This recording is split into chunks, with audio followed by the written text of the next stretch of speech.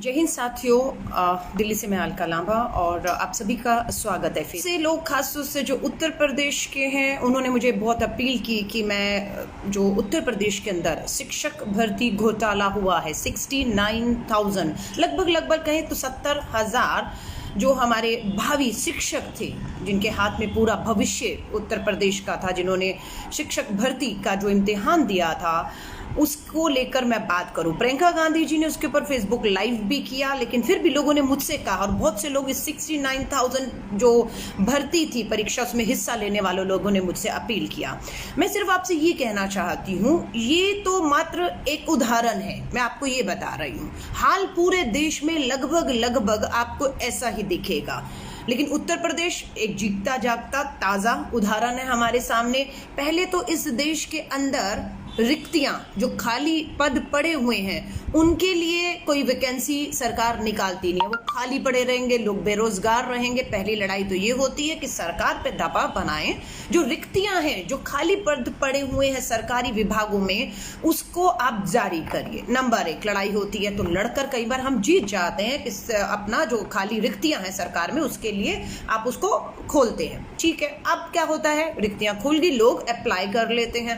Apply करने के बाद बहुत समय तक कुछ सूचना नहीं मिलती कि रिक्ति निकली थी, हमने अप्लाई किया है, क्या हुआ, सालों निकल जाते हैं। चलिए अब कॉल भी आ गया तो एक परीक्षा पे आपको बैठना है, आप परीक्षा में बैठ जाते हैं, बहुत खुशी परीक्षा में बैठ गए। अब आप 1 साल इंतजार करते हैं कि भाई हमने परीक्षा दी थी, उसका रिजल्ट कब आएगा। किसी को 6, किसी को 8, किसी को साल हो जाता है, जो एग्जाम दिया है, परीक्षा दी, उसके परिणाम ही नहीं आएंगे। चलिए 1 साल के बाद परिणाम तो आए, परिणाम आ गए तो अब जो लोग पास कर गए हैं उम्मीद की जाती है कि इन पास किए हुए लोगों को अब सरकारी भर्ती मिल जाएगी।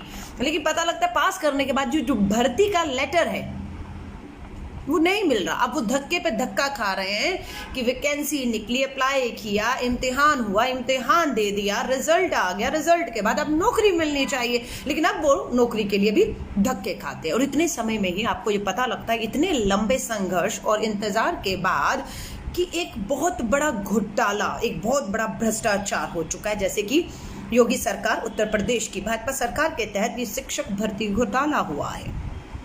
टॉपर के 150 में से नंबर आप बताते हैं 142 आए। जी हाँ, 150 में से 142 नंबर आते हैं और उसी टॉपर से जब पूछा जाता है देश के राष्ट्रपति का नाम बताइए, उन्हें देश के राष्ट्रपति का नाम ही नहीं पता है। लेकिन वो शिक्षक भर्ती के इम्तिहान में बैठते हैं, वो पास हो जाते हैं और पास ही नहीं होते हैं, वो फर्स्ट क्लास टॉपर होते हैं 150 में से 142 नंबर लेकर, लेकिन उन्हें देश के राष्ट्रपति का नाम भी पता नहीं होता है। ऐसी ही एक डायरी जो है पूर्व जिला पंचायत सदस्य के पास से पुलिस ने बरामद की है, जिसमें से 20 लोगों के नाम है, 3 गिरफ्तार हुए हैं। गिरफ्तार कौन हुए? वो बेचारा जो क्या था, बेरोजगार था, नौकरी की तलाश में था, इम्तिहान दिया, इन फर्जीवाड़ाओं के जो है वो संपर्क में आ जाते हैं। कोई नकल के पैसे देता है, कोई इम्तिहान में अपनी जगह किसी को बिठाने के लिए पैसे देता है, किसी तरह भी अपनी जमीन बेचता है और इन फर्जीवाड़ाओं के जाल में वो पूरी तरह फंस जाता है। वो तो हाथ नहीं लग रहे, हाथ कौन लगे हैं? जो 20 छात्र उन पे FIR हुई है, 3 की गिरफ्तारी हुई है, 17 को खोजा जा रहा है। लेकिन दोष क्या सिर्फ और सिर्फ इन 20 छात्रों का था या उस पूरी व्यवस्था का था जिन्होंने वो पेपर लीक करने में मदद की, जिन्होंने उनकी जगह फर्जी लोगों को बिठाया, जिन्होंने उनकी जगह इम्तिहान लिखा, या जिन्होंने उन्हें इस सब व्यवस्था में पैसे के दबाव में फर्जी लोगों को करा कर किया। अभी भी पता लगता अनामिका शुक्ला गोंडा से हैं, उन्होंने BEd किया, टीचर के लिए अप्लाई किया, लेकिन अप्लाई करने के बाद उन्होंने मुड़कर नहीं देखा, क्योंकि उनके परिवार को ही लगा शायद कि उनके घर गृहस्थी और बच्चों की वजह से वो नौकरी नहीं करना चाहती। लेकिन जब उन्होंने अप्लाई किया तो अपने सारे जो कागज थे एजुकेशन के वो वहां जहां अप्लाई किया वहां पड़े थे। अब उन्होंने तो नौकरी नहीं ली, लेकिन दूसरे लोगों ने उन्हीं का मात्र नाम बदलते फर्जीवाड़ा करके उनके सर्टिफिकेट्स का इस्तेमाल करके नौकरियां पाली। यानी कि एक ही डिग्री पर पता नहीं कितने लोगों ने फर्जी, स्कूल का नाम है कस्तूरबा आवासीय बालिका विद्यालय, इसमें नौकरी पाली। एक ही स्कूल में एक ही मार्कशीट के ऊपर जो फर्जी किसी और का था और किसी और ने उसका इस्तेमाल करके नौकरी पाली और करोड़ों की तनख्वाहें इन्हें मिल भी रही हैं कागजों पर, लेकिन स्कूल में वो टीचर नहीं है। हाँ, उनकी भर्ती जरूर हुई है उसी फर्जी के ऊपर। आप समझ रहे हैं कितना बड़ा खिलवाड़ देश के साथ होता है। हम अपने बच्चों को, भविष्य को स्कूलों में भेजते हैं और ऐसे स्कूल के टीचरों को जिनको देश के राष्ट्रपति का नाम टॉपर है लेकिन नाम नहीं पता है। आप समझ रहे हैं कितना बड़ा धोखा हो रहा है। तो प्रियंका गांधी जी ने इस बात को उठाया। अब मालूम नहीं है, ये फैसला तो योगी सरकार को, मुख्यमंत्री को करना है कि ये सारी परीक्षाएं 69,000 जो हैं, जो भर्ती होने थे, पहले तो उसमें डिले ही बहुत हुआ। अब आप सोच लीजिए जिन स्कूलों में 70,000 टीचरों की जरूरत थी वहां पर टीचर पहुंच ही नहीं पाए क्योंकि इस पूरे व्यवस्था के अंदर वो कहीं खो कर रह गया। और आज पता लगता है कि हाईकोर्ट में एक मामला दर्ज कराकर उसको पूरी तरह से उसकी लड़ाई लड़ी जा रही है कि 69,000 भर्तियों को रद्द कर दिया जाए, दोबारा परीक्षाएं कराई जाए या नहीं। जिन लोगों ने घोटाला किया है उन्हीं को पकड़ के कार्रवाई की जाए, बाकियों को भर्ती दे दी जाए। लेकिन कुछ भी करना है वो कीजिए। आप शिक्षकों के साथ, बेरोजगारों के साथ, जो बिल्कुल ईमानदारी से पढ़ लिख कर जिन्होंने परीक्षा की और पास किया है वो भी बेरोजगार बैठे हुए हैं। और कितने लाख बच्चे हमारे बिना शिक्षकों के खाली स्कूलों में दीवारों पर जाकर बैठकर आ जाते हैं। आप समझ रहे हैं? आपको रद्द करनी है या आप फैसला कीजिए। योगी सरकार, आपको रद्द नहीं करनी है, आप फैसला कीजिए। आपको इनके ऊपर जांच बिठा के तुरंत कार्रवाई करनी है या नहीं करनी है, आप देखिए।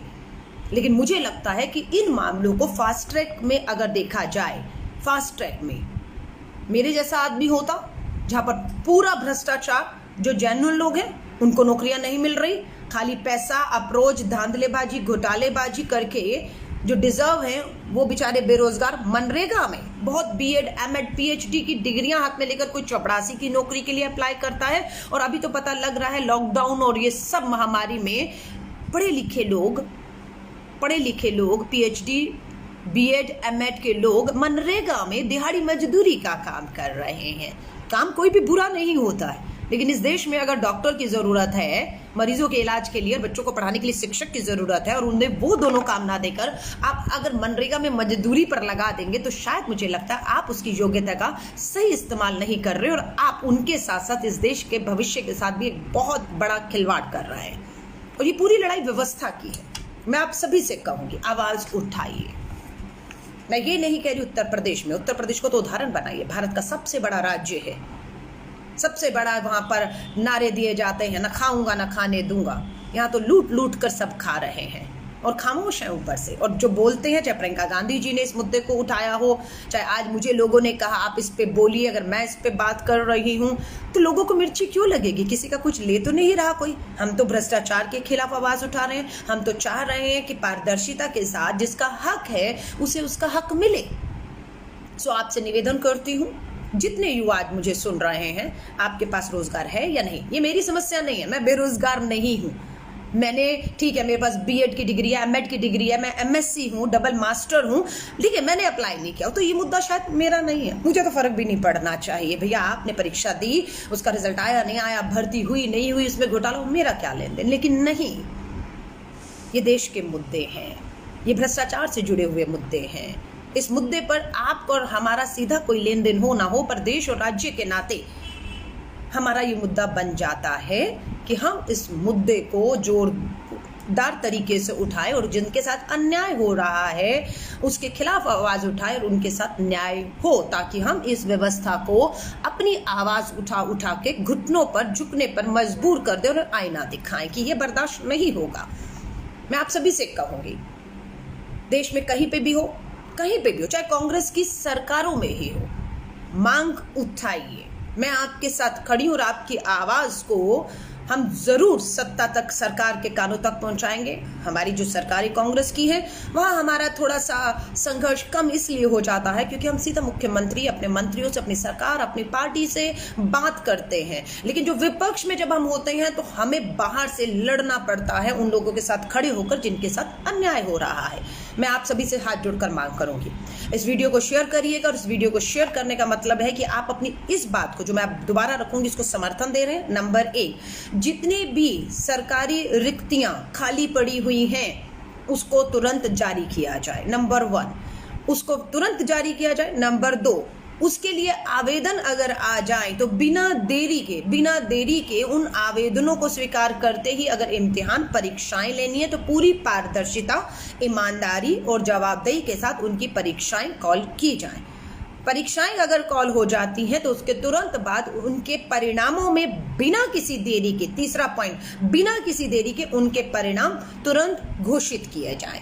परिणाम अगर घोषित हो जाते हैं तो तुरंत उन लोगों को भर्ती देने में किसी तरह की कोई भी देरी किए बिना उन्हें उनकी भर्ती दी जाए। ये हमारी मांग है। अगर आपको लगता है ये तो बिल्कुल जेन्युइन मांग है, ये तो देश की मांग है, देश के युवा पढ़े लिखे बेरोजगारों की मांग है, जिसमें कोई राजनीति नहीं दिखती, जिसमें बिल्कुल ठीक बात कही जा रही है, तो मैं आपसे कहूंगी, कांग्रेस की महासचिव, उत्तर प्रदेश की प्रभारी प्रियंका गांधी जी ने ये जो मांग उठाई है, जिसको मुझे भी लोगों ने कहा, मैंने उनके निवेदन पे इस मांग को मैंने भी फेसबुक लाइव करके आपके बीच में उठाया। पूरी उम्मीद करती हूँ आप भी इस तरह के जो घोटाले हो रहे हैं और जिस तरह की भर्तियां होनी चाहिए, ताकि बेरोजगारी से ये देश आज 45 साल में सबसे चरम पर बेरोजगारी पहुंच चुकी है। 2.5 यानी कि 2.5 करोड़ के करीब लोगों ने मनरेगा में नौकरियों के लिए आवेदन मई महीने में ही किए हैं। आप समझ रहे हैं? आवाज उठाइए। आपको खुद पर गर्व होगा कि ये मेरी जरूरत नहीं थी, लेकिन मैं दूसरे की जरूरत में आवाज बनकर बोला था और उन्हें न्याय मिला था, और सरकारों को झुकने पर मैंने भी उस आवाज़ में शामिल था जिसने झुकने पर मजबूर किया था। आवाज़ उठाइए। जय हिंद, जय भारत। मेरी शुभकामनाएं आप सभी के साथ हैं। घरों में रहिए, परिवार के साथ रहिए और सुरक्षित रहिए। जय हिंद, जय भारत। वीडियो शेयर करिएगा।